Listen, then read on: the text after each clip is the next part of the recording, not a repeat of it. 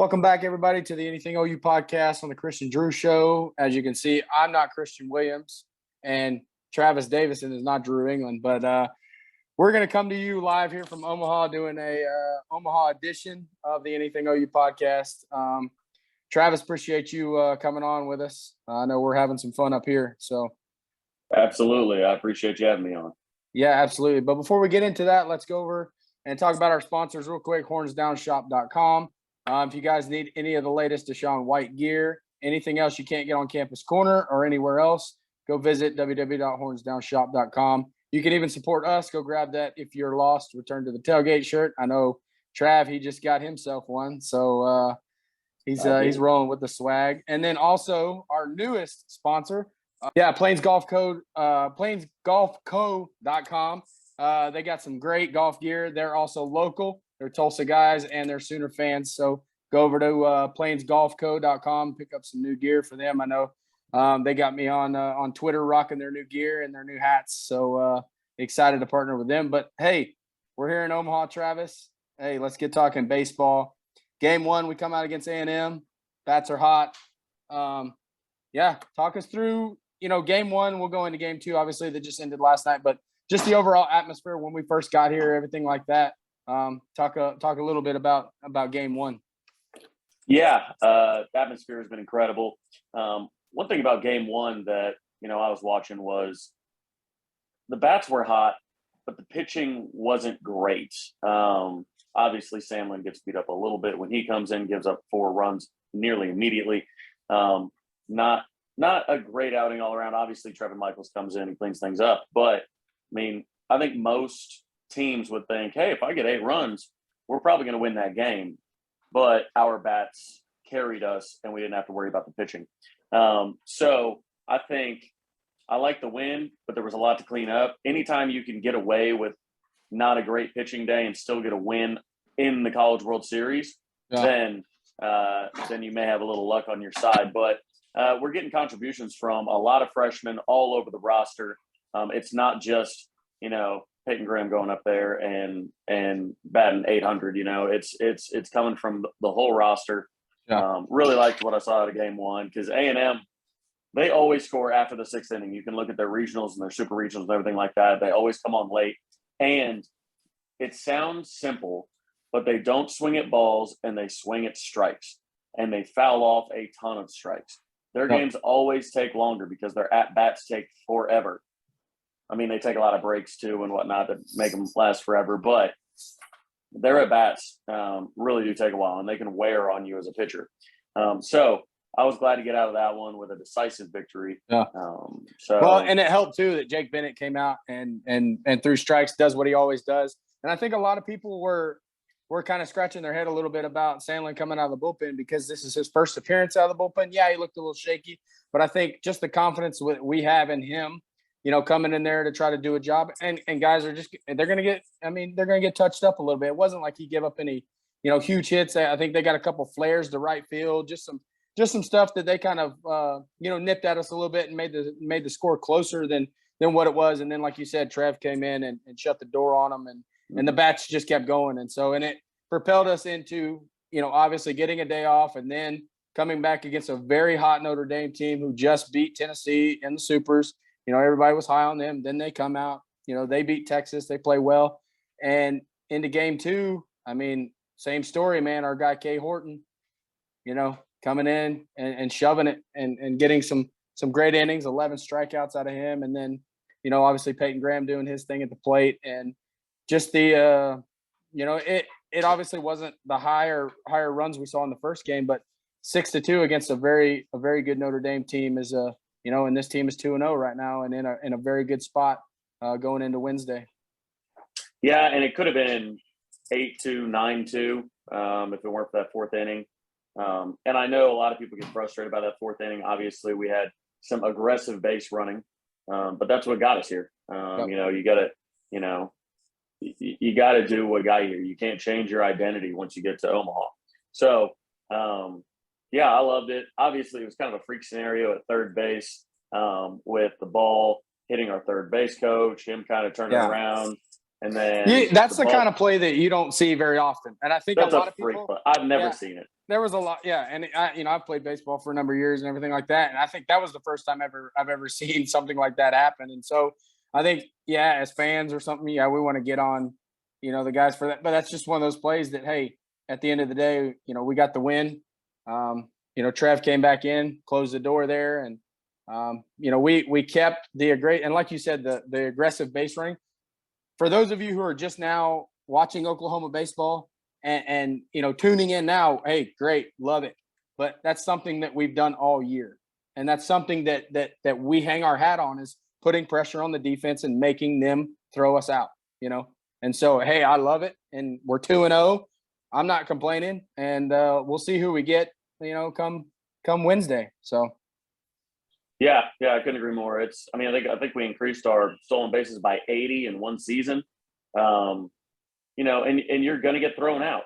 Like, there are going to be bad things happen, or else everybody would just be super aggressive. But this is a style that they want to go with, and it's been a net positive.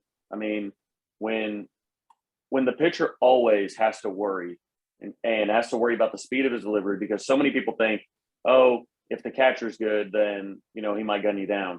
It's also about the speed, the timing and the delivery of the pitch. The pitcher has got to get it off once he starts, or else that runner is going to be all the way to the bag. So it makes them think about it. If you can even put 2% of thought off of the batter at hand and put it on the base runner, then that's just one more mistake that they can make. And one mistake against this lineup can open it up. Yeah, definitely. And I think going into this game, or even coming into the series, Notre Dame was the best fielding percentage team coming in, and look what our base running did there. We put some pressure on, they made errors, they threw one into the way over first base into the right field corner over there into no man's land, and we took advantage of it. Yeah, we got thrown out a couple times at third, but 6-2, the way we're pitching, the way that we have not used a ton of pitching, going into Wednesday bodes well for us, because we're going to have, I think it's probably going to be David Sandlin going to start Wednesday. We got Jake Bennett, 4 days rest. I mean, go back to him if you want, but we haven't used Chaz at all. We're set up well. Our arms have not been taxed, and these teams that are going, facing elimination on our side of the bracket, have went through some arms, and so I believe Notre Dame used 7 pitchers yesterday. Yeah, and so and then A&M used a boatload when they played us the first game, and then against Texas they used a couple as well. So it sets up for us, and either one of those teams has got to beat us twice, and for us to be in this position, I'm not surprised, but I think a lot of people are, and it's catching their eye. And Sooner fans, if you want to come up and join us on Wednesday, come on, take off work, do whatever you got to do, get up here and watch this team play and compete. But Travis, aside from the baseball, what has your thoughts been on just the experience of Omaha? This is my first time here. I know you got the media credentials, and you see, the sides that I don't see, but just talk about your experiences and some of the different fan bases that you've run into, and just the environment you've been around. I know we're hanging out a lot, but kind of what have you seen from the atmosphere around Omaha? One of the things I get asked a lot about football specifically is, best experiences of bowl games or away games or anything like that. And I often point to San Antonio, because their restaurants are all right down by the river. The hotels are right there. You can walk to the stadium. It's all very close. And because I value a city creating a great game day and fan experience. I mean, there are some great stadiums, and you're like, God, it is a nightmare to get in and out of this place. The parking's no good. The hotels are so far away. The airports, all this kind of stuff, right? Well, Omaha, for, I guess, pun intended, knocked it out of the park because, I mean, the bar district is right next door. The hotels are right next to the stadium. In and out is easy, very, very easy. All the fan bases, and they've got fan experiences set up. The merchandise is right across the street set up. It's all just very well organized. The NCAA did a fantastic job. Omaha did a fantastic job. And they had a great time. I mean, everything down from, like I said, the media, All the gates are extremely organized, getting everybody in and out, because that's what people forget. They've got to clear the stadium entirely in between these games. And that's 25,000 people they've got to get out of the building.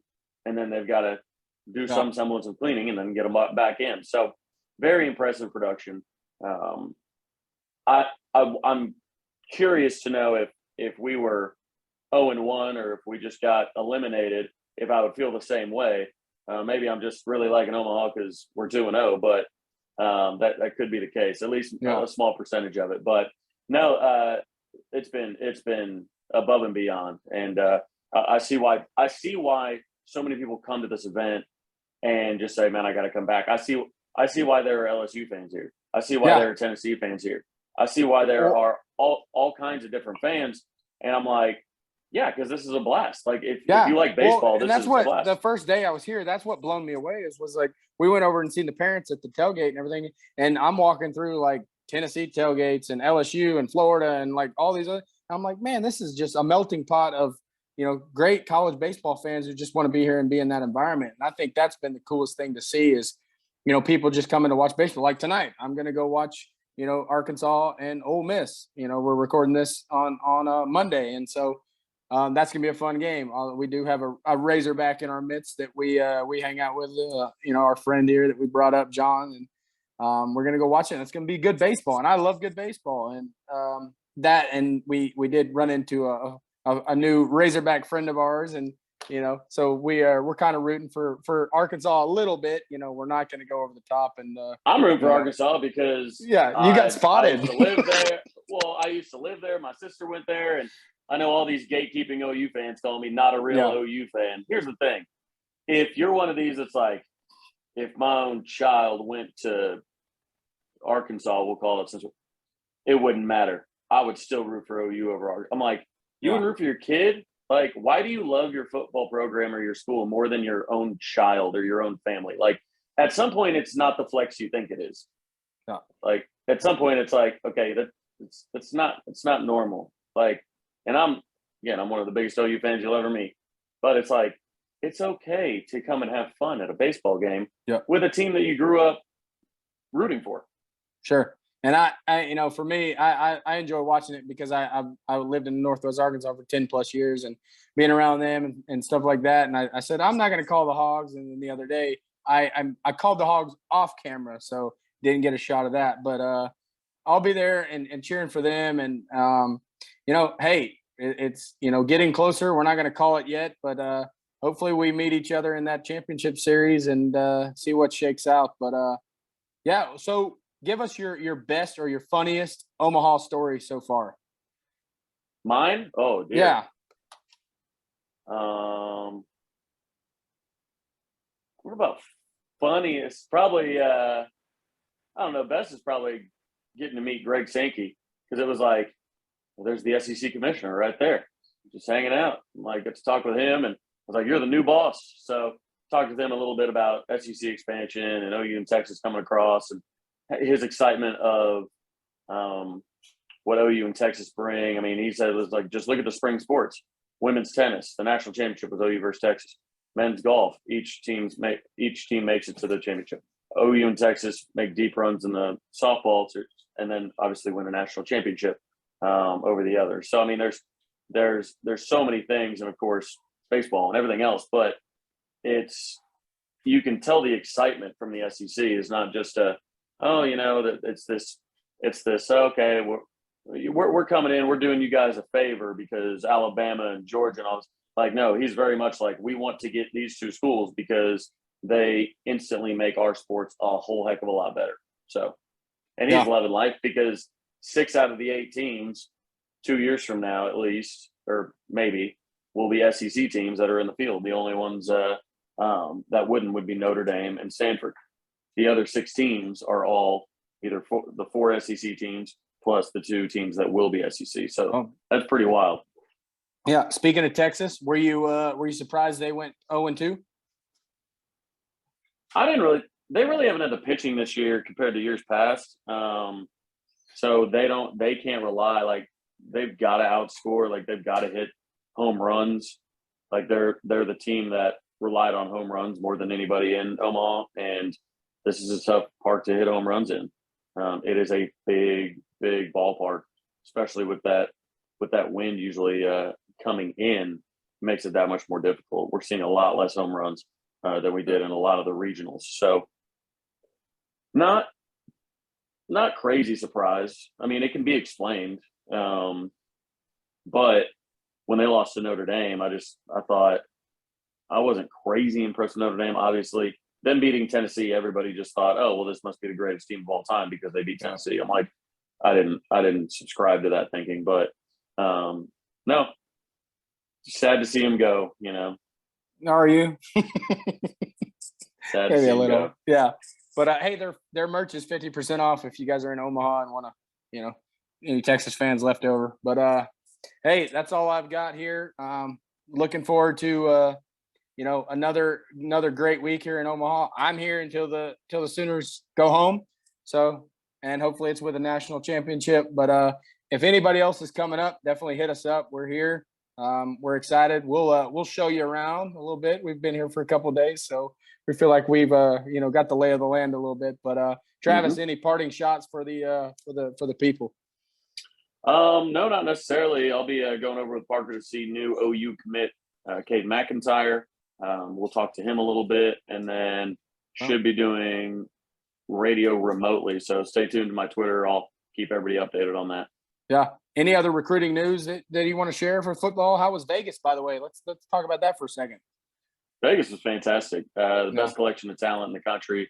It was hot, but it was worth it. There was you get that like shin sweat going on, but the event itself was so great we didn't even care. So it was great. And as far as recruiting news, I'll have to should have news coming very shortly, but I don't know when this is going to go out. We might find out by then. If we find out by the time this comes out, I'll throw it in the comments or something like that. There you go.